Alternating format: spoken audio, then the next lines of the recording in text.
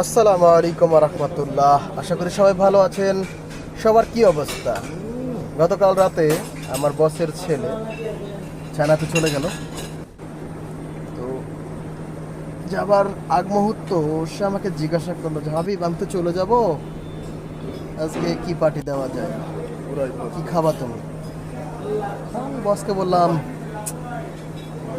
তোমার যা মন চায়। এই তো আমি একটু হাসাহাসি করতেছি বসের সাথে। ভিডিওটা পুরোটা দেখবেন, খুব ইন্টারেস্টিং একটা ভিডিও। হ্যাঁ, পরে বললো যে ঠিক আছে তাহলে পিৎজা পার্টি দেই। আমি ওকে ফাইন, ঠিক আছে। যে কথা সেই, চলে আসলাম পিৎজা পার্টি দিয়ে থুয়ে এয়ারপোর্টে এসে তাকে ড্রপ দিয়ে পরে আমি 7 নম্বরে চলে গেলাম।